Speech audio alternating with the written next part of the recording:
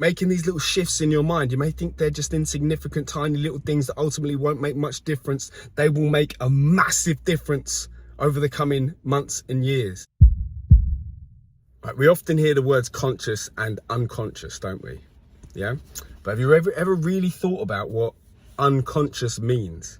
Think of stuff that you know that you can do, for instance. So you know, maybe driving a car. If you can drive, you can say, I know how to drive a car. I know that I know how to drive a car. Then think of all the stuff that you don't know how to do. So you could be like, right, I don't know how to fly a plane. Yeah, you know in your mind, I don't know how to fly a plane. So you know what you do know and you know what you don't know. Well, your unconscious, your subconscious, so below conscious, so you're not aware of it, is stuff that you don't even know that you don't know. And mad, isn't it? Yeah, and your unconscious is where it influences every single aspect of your life. It's literally like the root of all the decisions that you make. Alan Watts has a lecture talking about decision making, how decisions just come up, you know, they pop up like hiccups. We think that we're considering all the variables that we can and making a decision based on all the variables that we considered. But the truth is there's always infinite variables. There's always more variables that we could have considered. So we get a small handful of, variables, consciously think about them and then come to a logical conclusion about the action that we're going to take. But ultimately, decisions, they kind of just spring up from our unconscious.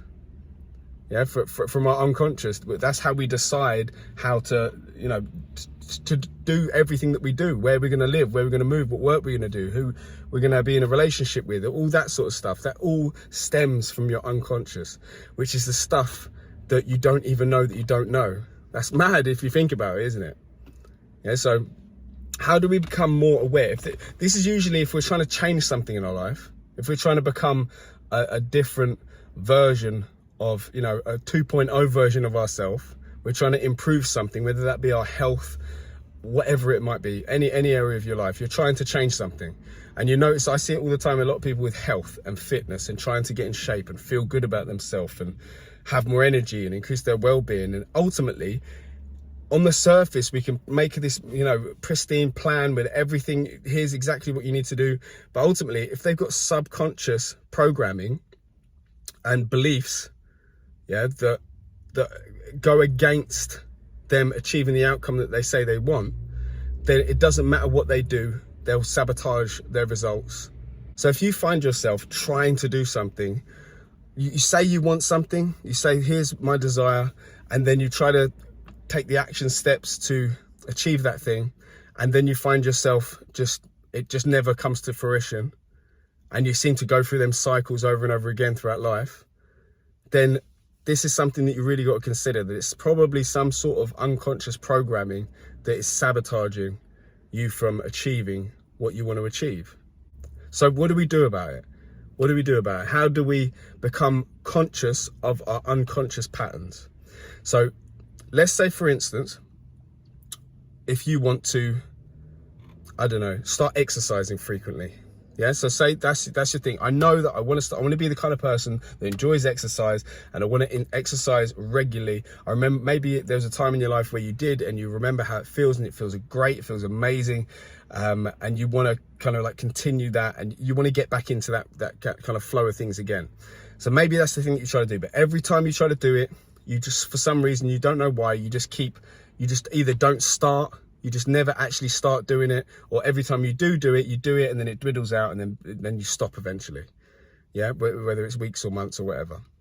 So if that's you, to become aware of the things that are in your unconscious that are kind of like sabotaging you, a lot of people try it this way. A lot of people try to reflect.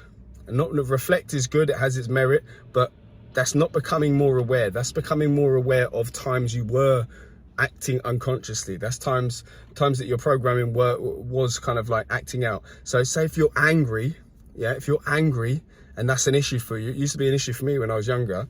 If you're angry all the time, you can reflect on yesterday when you were angry and the actions you did and the things you said, and be like, oh, okay. But that doesn't mean now you're aware of your anger. That's not being aware of your anger.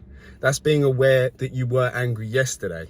That's reflecting on an episode or a time that you were angry. Yeah. to be truly aware of something, you need to be aware of it as it arises, simultaneously, in the moment. Awareness happens now. Doesn't happen by reflecting. As I said, reflecting has its merit. But so say for instance you want to start exercising frequently. What you need to do to figure out what is your unconscious programming that's stopping you is go to start doing the thing that you want to do. And then you have to be hyper aware of the thoughts, the story, the narration. Usually it's a story and memories of you're associating with those actions. Yeah.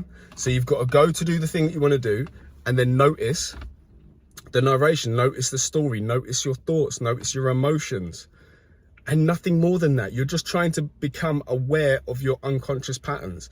You're trying to get what was unconscious, stuff that you didn't know, and bring it into your awareness. But, I didn't even know that, you know, those images would pop up in my head of that time 6 years ago where I had a bad experience with it. You know, does that make sense? So think about this. This could be relevant to any area of your life. This is stuff that is fundamental. This is stuff that is like, affects all of us. Yeah, it affects all of us. So it's really important to kind of like look into this stuff, talk about this stuff, and face this stuff as well. So if there is something you desire, yeah, and you've tried 1,000 times before and you just never seem to have managed to get it off the ground, or maybe the thing is that you tried once or twice and really you haven't really put much effort and energy and you haven't really tried that much to do it. Maybe that's the thing. You feel like, well, I've not tried. And what is the story you're telling yourself? What are the thoughts around that thing? Sit and be aware of them. Don't distract yourself listening to stuff and listening to music all the time and watching the telly and distracting yourself with work and distracting yourself with entertainment. Sit and contemplate this stuff. Schedule some time to sit and contemplate this stuff. Okay? Because a 1 degree shift in years, months and years, can have a massive difference in where you're going to end up. Huge difference. Think of it like with this analogy. Imagine a ship's going from A to B. If you take it, say if it's going 10,000 miles in one direction, if you take it 1 degree off course at the start, it's going to end up somewhere completely different. So making these little shifts in your mind, you may think they're just insignificant, tiny little things that ultimately won't make much difference. They will make a massive difference over the coming months and years, believe me. So think about what you want and figure out what is holding you back. Not by sitting and reflecting on yesterday and times that you've failed in the past, but by trying to do the thing that you say you want to do. Do that now, and then become aware of the story that comes up and the images and the thoughts and the memories that come up around that thing. Become aware of them, and then choose to move forward anyway. Choose to move forward anyway. Become aware of that stuff and keep acting, keep moving forward. Keep doing the things that are going to take you to where you want to be. Whether that's your health, fitness, or wherever it might be, whatever aspect of life. Yeah, because I'm sure you've heard many times that most people, when they get to their deathbed, it's not all the stuff that they did that they regret. It's all the stuff that they didn't do, the choices they didn't make, the actions they didn't take. So keep that in mind. We're not here forever.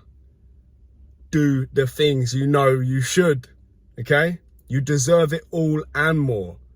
Everything you desire, you can achieve. I really do believe that. And you deserve it.